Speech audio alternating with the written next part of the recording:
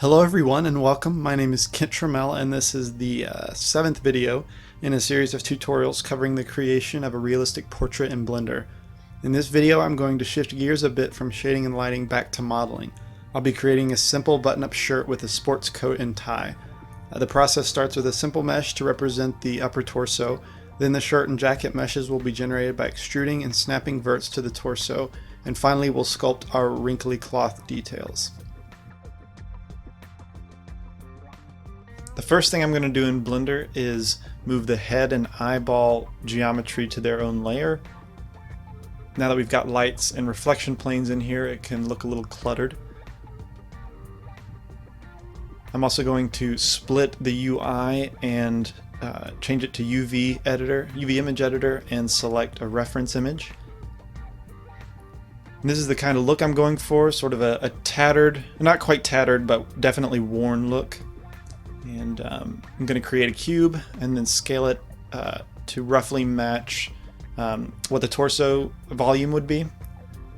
So I'm going to split it a couple times, give myself some geometry to work with. I'm going to smooth the normals, and then I'm going to switch to my sculpt tools and just shape the verts a little bit.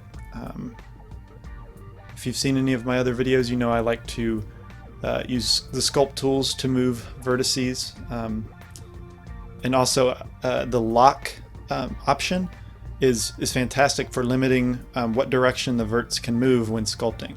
So right there I locked it in Z and they could only move front and back, left and right. They couldn't move up and down. So that's how I kept the base so flat even when smoothing and moving the verts. So anyway, I added a multi-res modifier, and I'm going to do some very basic quick sculpting to get a feel for shoulders. This is really just a stand-in piece of geometry. I'm going to hide it later actually, and the purpose is to be a surface that I can extrude and snap my verts to for the clothing.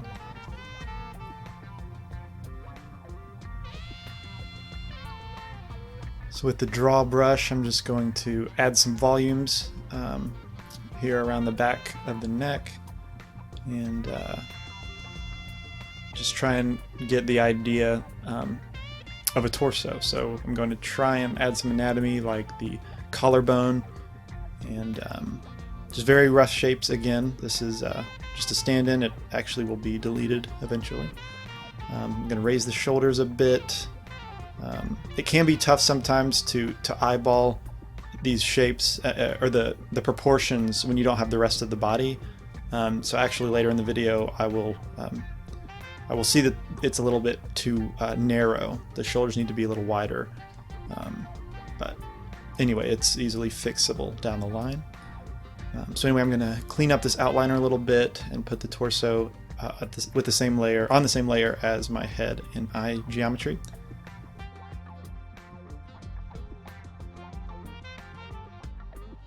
So now I'm going to create a plane, which is the same way I also retopologize, but this is a method that I use a lot when creating geometry, when modeling in general, is I like to segregate the artistic from the technical. So I've already artistically created the volume and the shape that I want from the clothes because it's sitting on the torso, and now I can simply concentrate on the technical edge flow of my final geometry. So that's what I'm doing here. I am extruding each vert with E, and then filling verts with F, and this is going to be the shirt geometry. So I don't, because the shirt is covered up by the jacket, I'm not going to make the shirt extend around the shoulders, but only as far as I need it to, only as far as will be seen. So that's what I'm doing here. I'm going to add a mirror modifier and turn on clipping. I appreciate several viewers who pointed that tip out to me. I did not know about the clipping option, so I appreciate that. And I am now using it in my personal workflow, so thank you.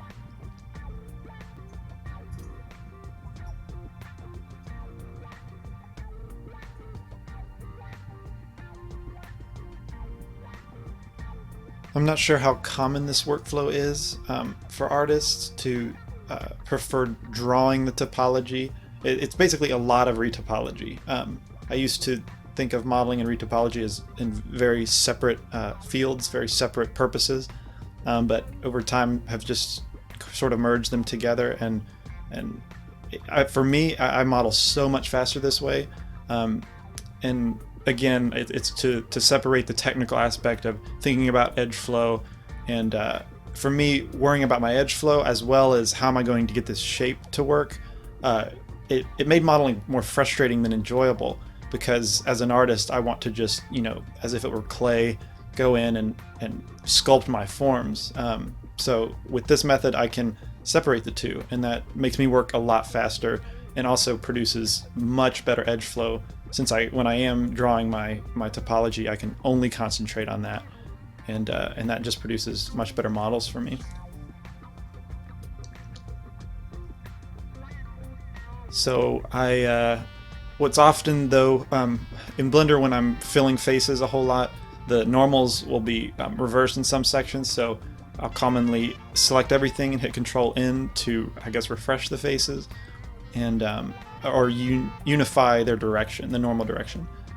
So now that I've got this geometry drawn, I can turn off snapping and shrink the surface away with the shrink/flatten. I think Alt-S is the hotkey.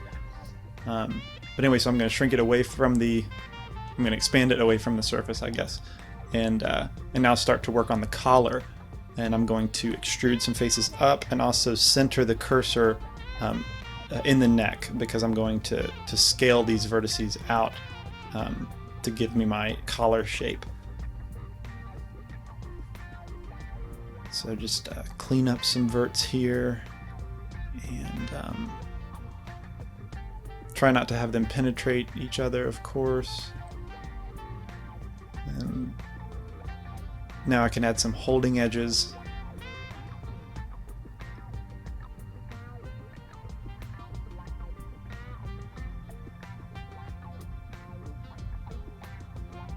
And for the collar shape, where the tie enters around the collar, I want to bulge it out a little bit, and also add some geometry there, and I can do that handily with the new B-Mesh kernel. I'm sure that's not new to anybody, but I would offer caution. I actually came from a B-Mesh style with Maya. Many of you probably have, and you have to be much more mindful about mistakes that you can make, since you can now use ingons in your modeling. Forcing myself to learn the old mesh kernel actually improved my models technically. There weren't as many mistakes in there because I had no choice but to have quads and triangles.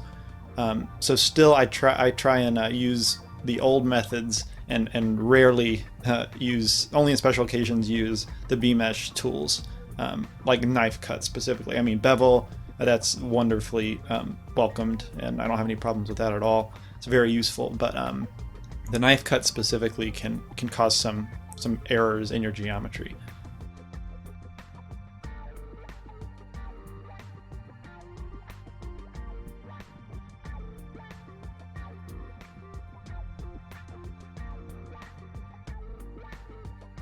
So now I'm going to move the edges of the shirt to overlap each other, and I'm also going to apply the mirror modifier and offset these edges, so it looks like a shirt that is buttoned. And let's see, add some holding edges along the outer edges. They're not necessarily required, but I'm going to add them in there. And actually forgot on his left side, but oh well. I'm going to add a dummy material just to sort of match the reference that I'm looking at. It's not going to be the final colors of my render or the texture, but it's just a stand-in for now.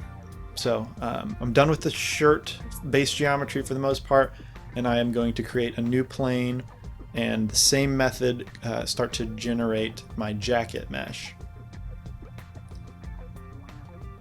So checking my reference, I'm going to just draw the border and have snapping on. And by the way, let me look at my notes. The snap settings are faces, closest, snap to itself turned off, and snap to other objects turned on. And that is the magnet icon in the bottom.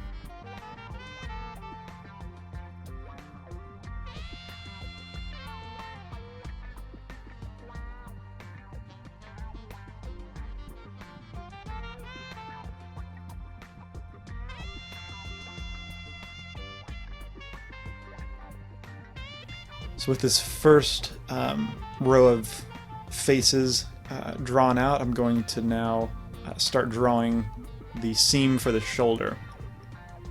And actually right now I'm drawing some bad geometry that I'm gonna have to fix. But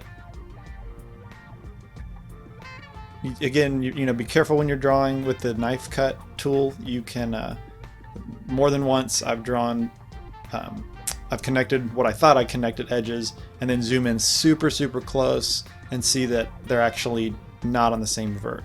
So B-Mesh tries to, or the knife tool tries to select specific verts, but it's kind of, I guess, a lower tolerance. Maybe you can change the setting, I'm sure you could.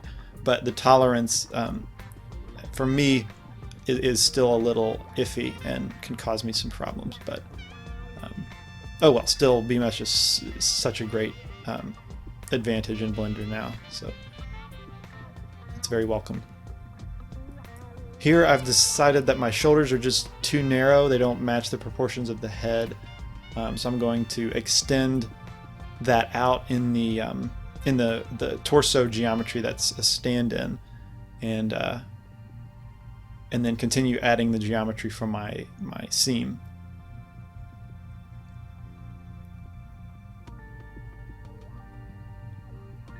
So now I can cap off the shoulder. I've got a span of edges that, or a span of faces that that is set up for me to finish the crease of the seam. So with all those faces filled now, I'm just gonna clean up the verts a little bit.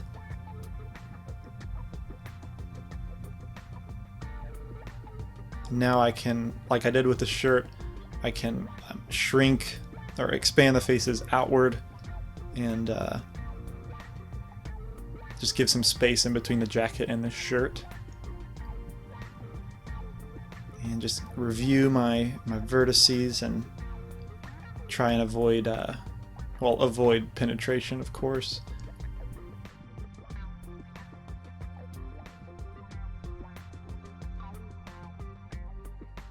To cut seams, I frequently cut in a main edge, shrink it inward, then cut another edge on each side and shrink them outward. This produces a very nice crease that's that looks like clothing creases. And so that's what I just did there for that crease. At this point, the dummy or the proxy shoulder mesh is getting a little bit annoying and unnecessary, so I'm going to hide that for now, and so it's served its purpose. I can get rid of it and add some holding edges. Also, I have I've mapped a little script to add a multi-res. I'm sorry, not a multi-res, but a subdivision surface modifier to geometry. So when you see it smooth, that's what I'm hitting, and I think the hotkey is Control-Alt-1 for me. So if you see that hotkey, anything with Control-Alt and a number is kind of just a hotkey that I've added for different operations. I'm sure it's not hard to figure out how to do that, but anyway, I've seen some people comment and ask how these hotkeys don't work for them. But anyway, so now I can move on to the lapels of the jacket.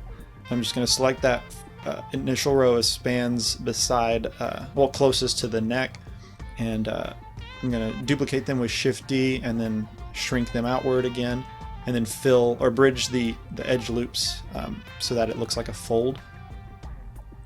And that's gonna set me up nice for the lapel.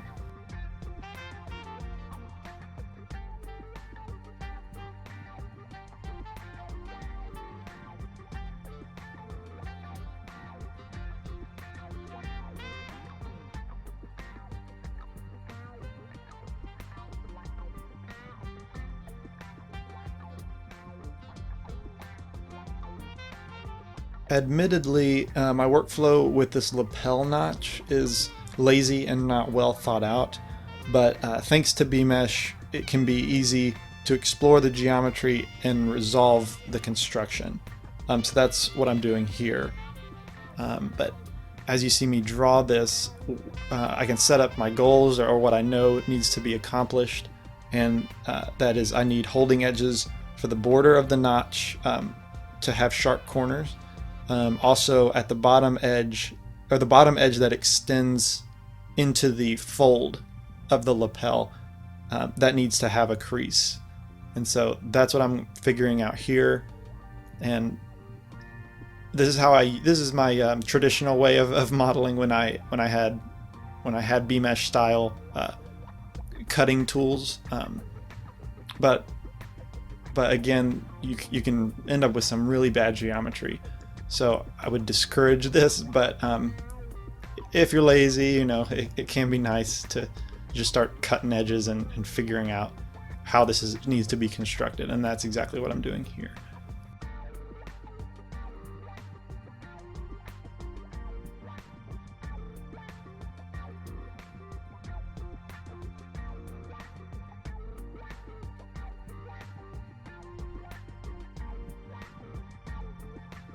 So I can already see that I've got the border edges the way I want them. They're hard edged and hard corners, sharp corners, but I don't have the bottom edge of the notch extending into around the lapel. So that's what I need to create now. So I'm just gonna make this angle and then just dissolve a big vert to give me a flat or a clean surface to draw on now. And you can see me thinking and taking breaks about, or just taking thought at what I should do. Not great modeling, to be honest, but oh well, B-Mesh is a blessing. So I've almost got it. I need to add a holding edge, one more holding edge right there. And then, oops, create a triangle and fill that last face, and there we go.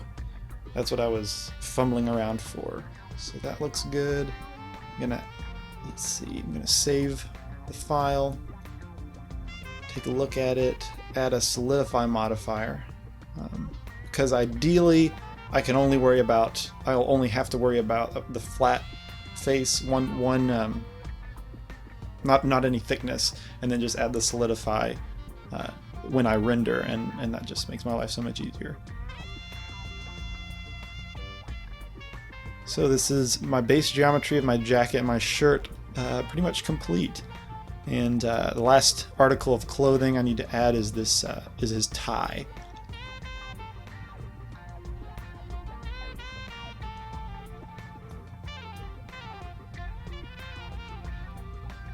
To be honest, I would have preferred to, I don't know, put him in knight's armor or something a little more interesting than a coat, tie, and shirt.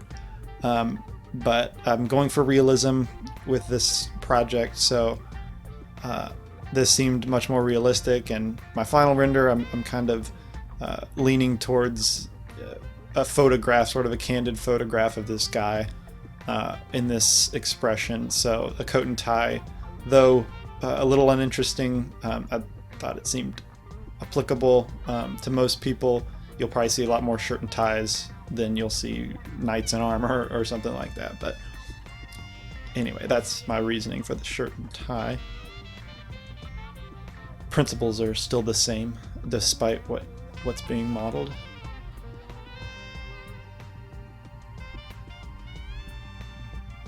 So I've got some geometry extruded for the knot, and now I'm just moving some verts into position, which I guess is a little weird. Okay, I was about to say it's a little weird I'm not using the Sculpt tools, but of course I need to use those.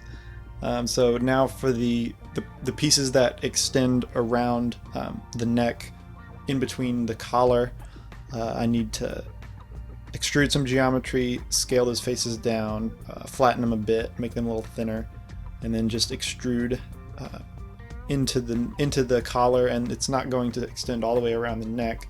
That's just unnecessary since it won't be seen. But I'll just move these verts into position, give it some width.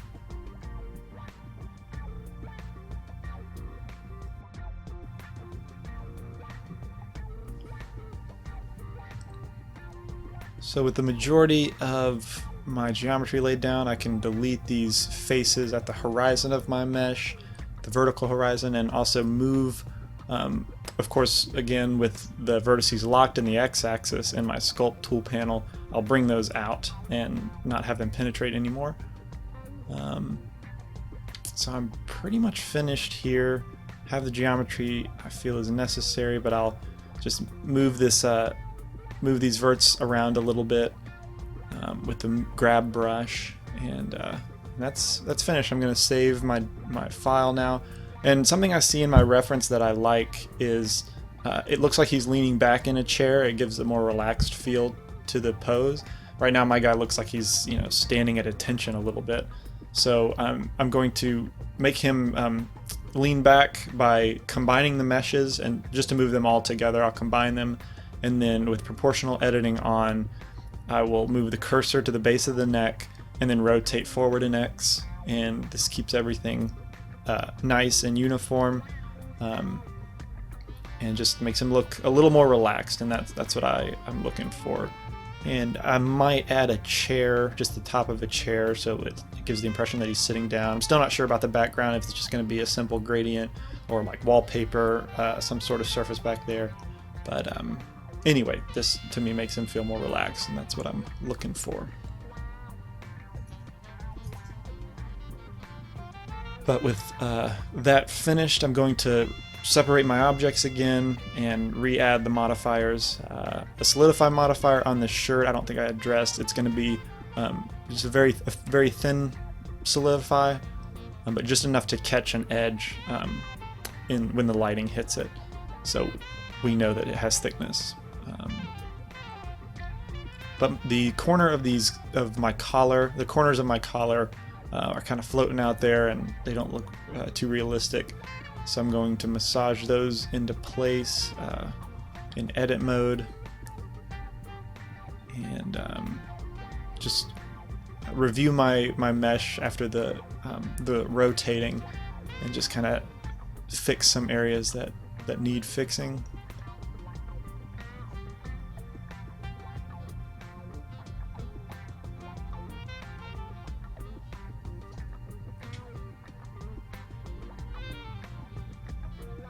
To scale that face up and curl it out, because I'm going to put some buttons on these corners. That's pretty common in a button-up shirt, and it looks like it's in my reference as well.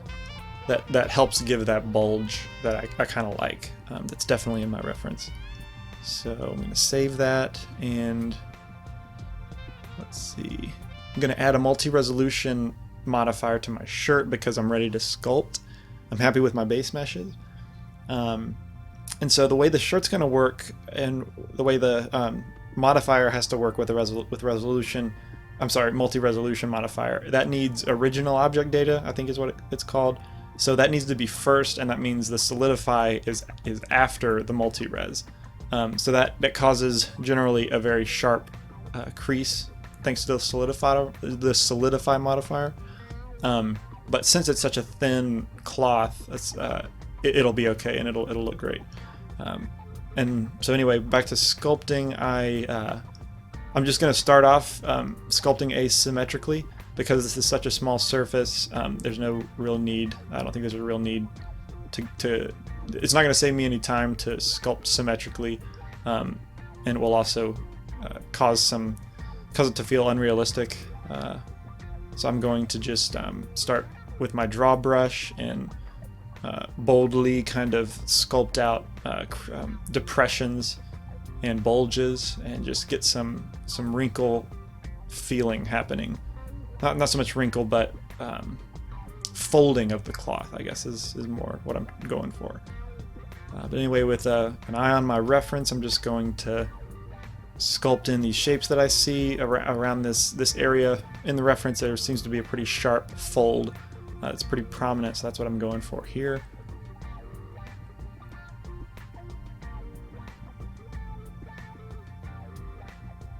And typically when I sculpt cloth, any kind of sculpting really, you start out with the big features and get finer and finer. And so cloth with me took me a while to sort of figure out, and I still don't claim that it's perfect. My method is perfect, or it creates perfect clothing.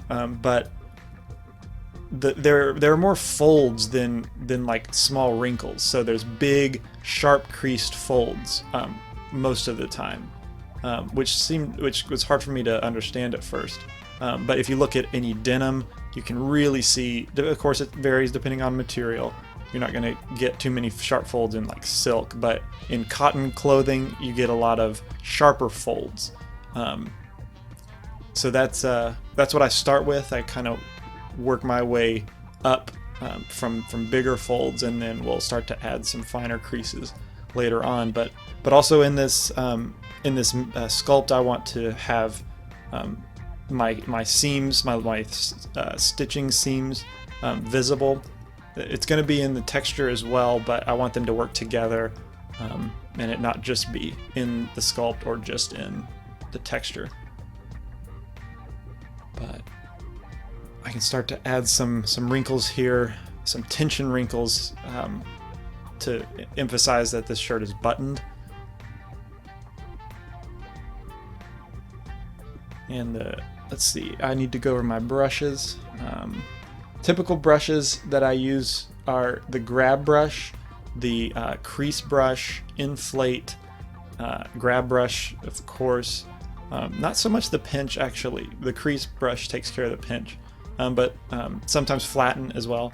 Those brushes suffice for creating clothing and creating most shapes when I sculpt. Those are the go-to brushes for me. But anyway, I'm just working my way around the collar and trying to flatten these edges. Sometimes a technique that I'll use when trying to achieve cloth is just take the flatten brush, and with the trim setting on, I'll just very roughly carve faces, or just cut solid facets. Really, that's what they are, facets, into the surface.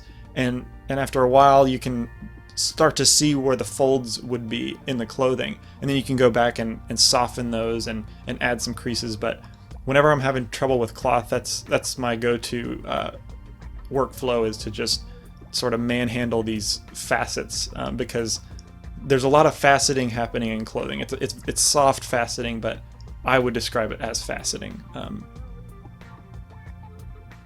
Anyway, so I'm going back to adding some seams here, some stitching seams.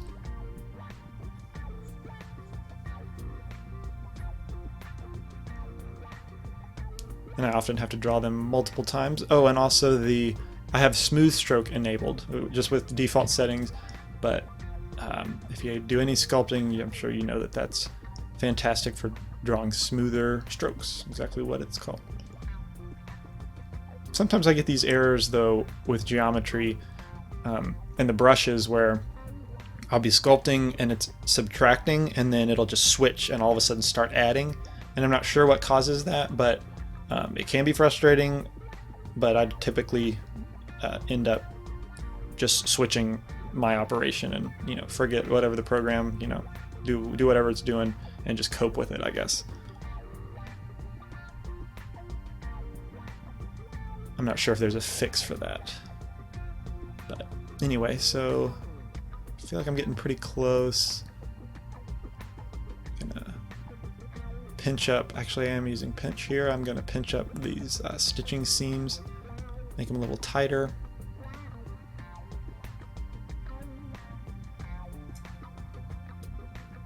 Perhaps a little deeper with the crease brush.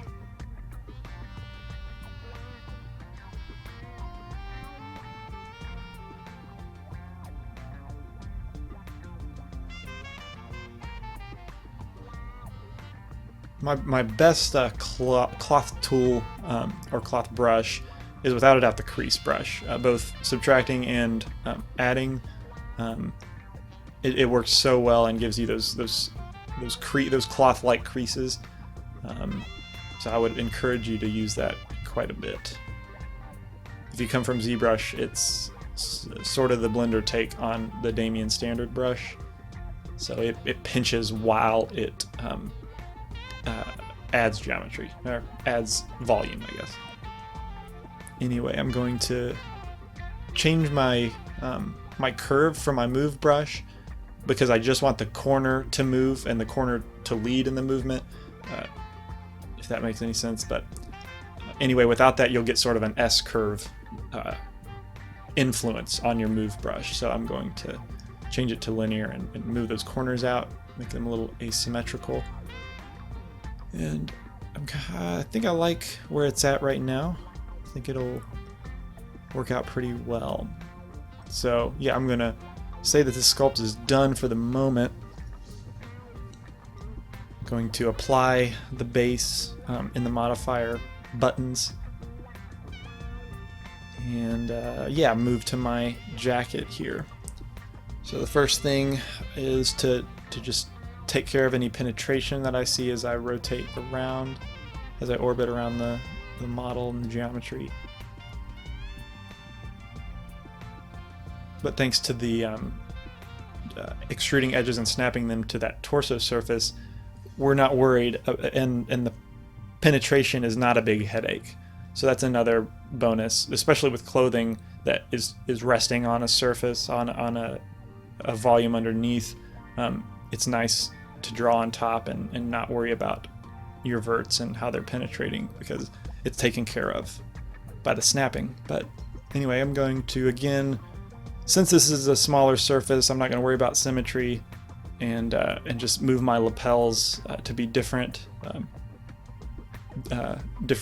position, so it's not symmetrical. And let's see, I need to cover up this gap that's going to be visible between my shirt and the jacket.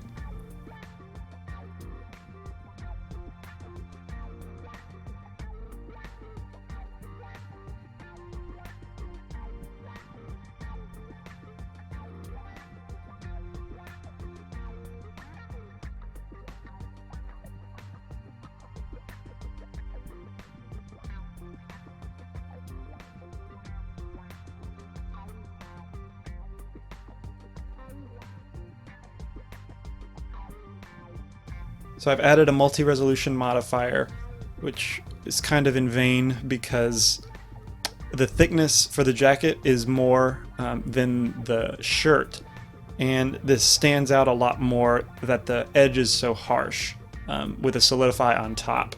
So what I'm going to do is remove the multi-res and apply the solidify modifier with the thickness that I want, and then remove the unnecessary faces now.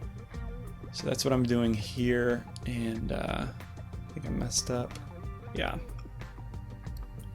But be careful what you're deleting. You, of course, can end up deleting what's wrong, what you want to keep, and that's what I did. It's hard to sometimes select which surface, which side of the thickness you want. But anyway, I've selected that, I've deleted the excess, and we'll now sculpt with a multi-resolution modifier and this thickness in the geometry, sort of baked into the geometry. So first thing I'm going to do is kind of beef up the fold area with the inflate brush and draw brush, and I just want it to feel like two thicker pieces of clothing that are folded on top of each other. You're not going to get a sharp crease, but more of a soft fold.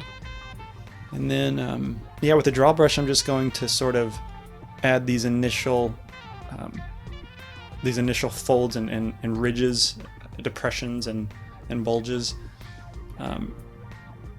But this material is actually going to be sort of a corduroy material, a little bit different from my reference. Well, I don't know, maybe that is corduroy in the reference, but that's what I'm going to go with. And a corduroy has some sharper edges, but it's a felty sort of material, so it's also sort of softer in general. I'm going to use the same principles of keeping, you know, sharp creases with the crease brush to give me some sort of ridges, and then I'm going to just smooth them out a little more than I did on the shirt mesh. But with these shoulder seams, I'm going to just beef them up like I did with the lapel fold, and give them a little body. Do it to the other side.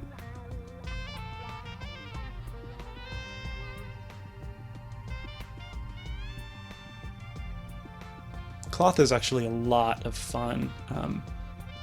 It requires some practice, but it's almost universal. Once you know how to do cloth, it's very minor tweaks to the workflow, but generally the same all the time when you're doing cloth. So it's kind of a fun thing that I enjoy doing, at least. It used to be a big headache, but once you figure it out, it's like you look forward to the moment where you can sculpt the cloth.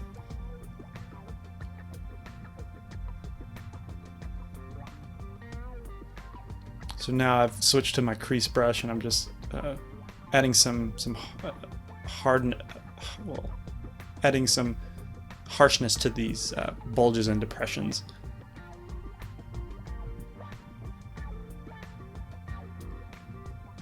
I keep emphasizing the creaseness of the folds because a problem that I see with artists who haven't quite gotten the hold or hang of clothing or sculpting clothing is everything looks too smooth and too rolly, I guess. Muddy is definitely the better word for it. And so with these creases, with harsher creases, you sort of have to commit to the crease, to the bulge and depression. But you can always smooth it back out. But if you start too smooth, it's really hard to get realistic clothing. It typically just looks muddy and sort of novice, I guess. But anyway, I'm not the master of sculpting cloth. I'm just trying to say where I think I know how to do it a little bit. But anyway.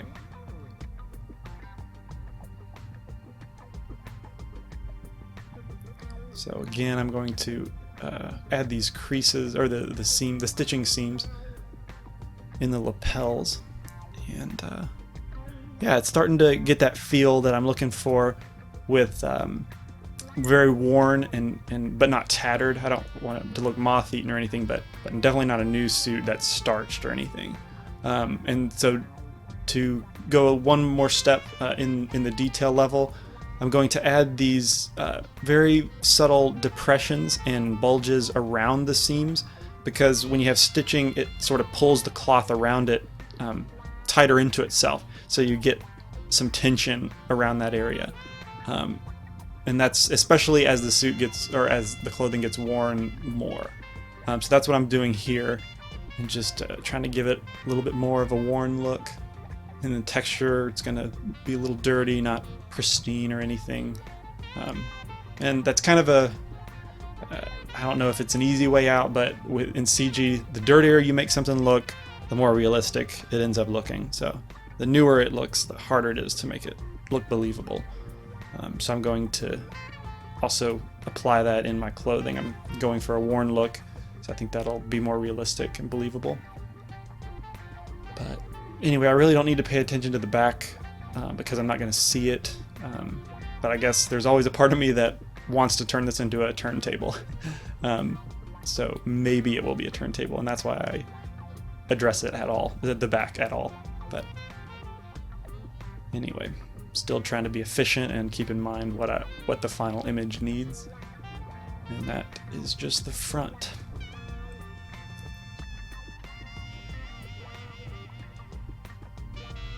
So on level 4 now of my multi-resolution modifier, I can add a little bit more detail, a little more crispness to these seams.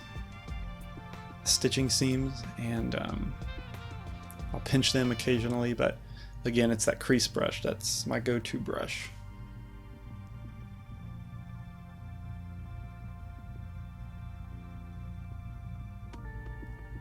We get along pretty well. Okay, so kind of reiterating, what I see sometimes is muddy sculpts, like they didn't commit to any wrinkles. I think even like I'm doing it here, and there's a couple creases or folds in the depressions and folds in the reference that I've gone a little soft on. So I want to beef them up and make them a little more prominent. So I guess I call them committing to those, to a specific folds. Because if they're all, you know, the same distance of depression, or the same bulge distance, just looks unnatural. But anyway, I need to add these slight, the seam tension marks, I guess, around the seam for the other side, and I've done that, and it's getting pretty close to finished. Again, adding some harshness to that depression.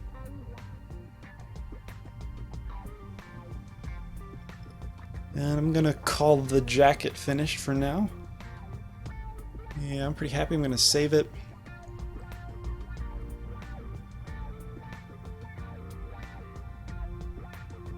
And I'm gonna open another reference image, and this is just a tie that seemed to give enough information for what kind of folds and surface undulations are going on. So I can now start sculpting the tie and apply the mirror modifier, and let's see, I'm going to delete some unnecessary faces.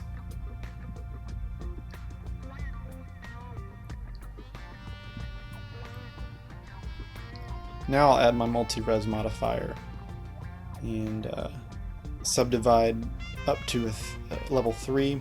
And just start sculpting with my grab brush. Move the tie around, move the knot around, and give it some asymmetry.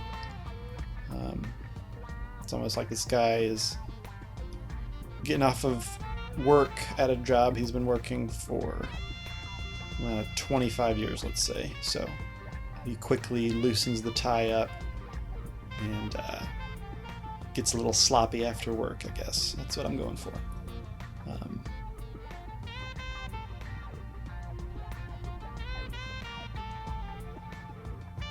Yeah, so I'm going to just make sure that looks like a knot with, you can't tell that it's one piece of geometry necessarily, but the crease is believable.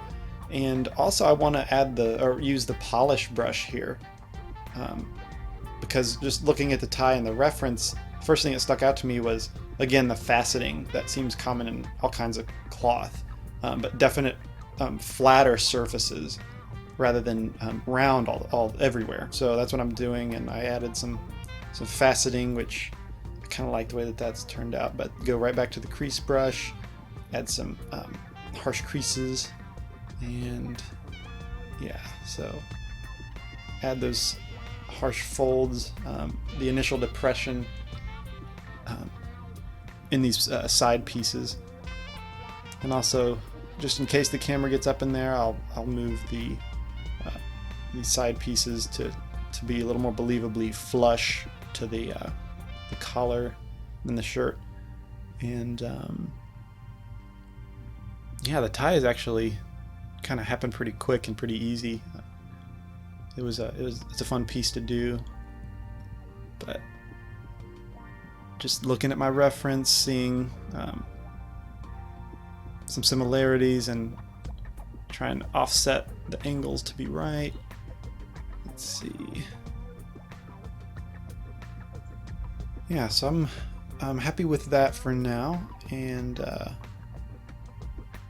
but I do want to add some fine folds here that, if you look in the reference to the right, you can see that I guess it's being pulled tight near the knot, and so it needs some finer folds in there. So I'm going to inflate those ridges and Also expand the width of that top piece. And, let's see, yeah, I think that's gonna be it for the tie. And apply the base, and which I guess isn't necessary, it's just something I like to do. I'm going to save the file now. And I'm not going to texture in this video. Originally I wanted to do modeling, sculpting, texturing, and shading and lighting all for this, the clothing here, but it turned out to be a little too long, and I felt like way too much information to pack into one video. So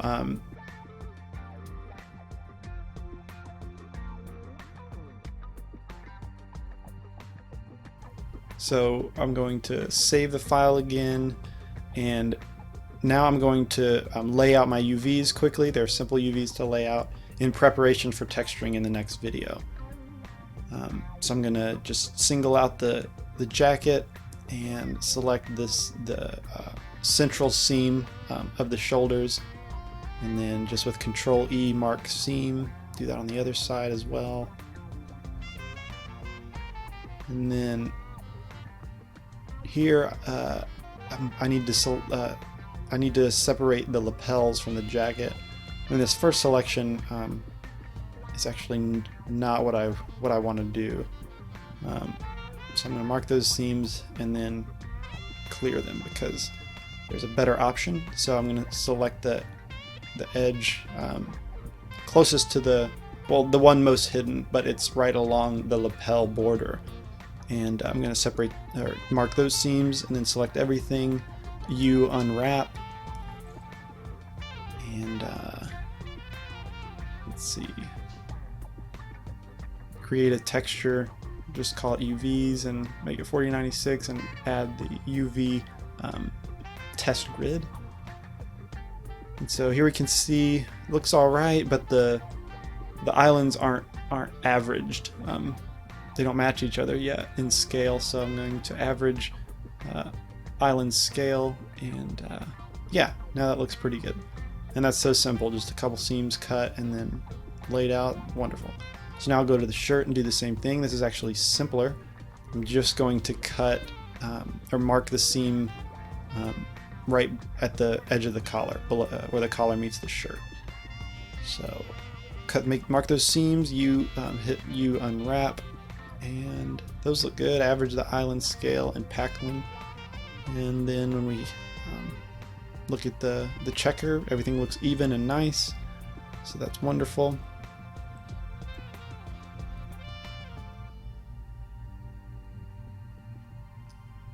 And the last article is I'm going to save it first, I guess.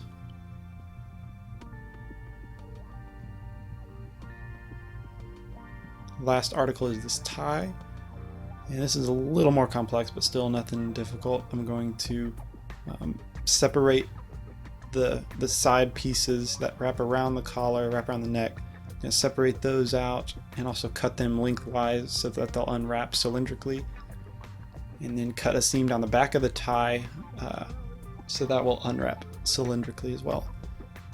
And there you go, very simple UV unwrapping. Takes just minutes. Blender has some pretty decent tools actually for unwrapping UVs. I'm a fan. So now that everything's laid out separately, I want them all to fit on one UV map so I can have one texture painted for all the clothes.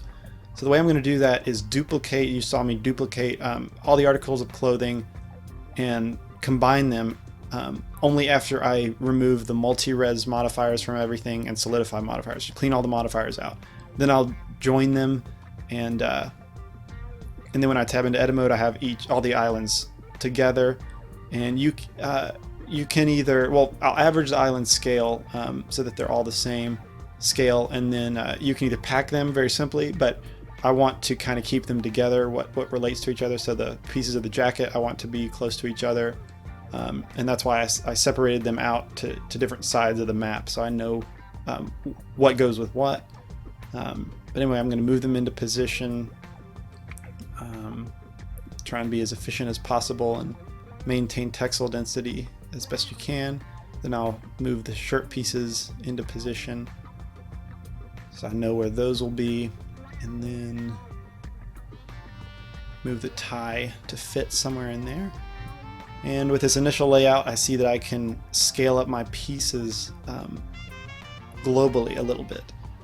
So I'm going to do that, make my pivot, the 2D cursor, scale them up a little bit just to take advantage of the extra room, and move those back into place. So when I go to texture paint mode, I can see that all my squares are pretty even, and it's a decent layout. It'll work well.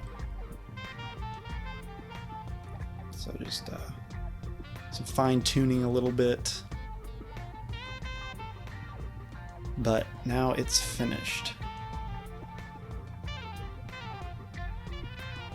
Almost.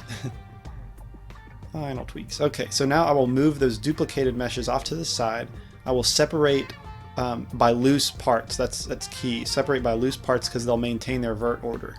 And now I can select the shirt with the multi-resolution modifier because that's your target mesh. So select the shirt, then select your duplicated shirt with the UVs laid out, and then Control J, and then pick Join as UVs.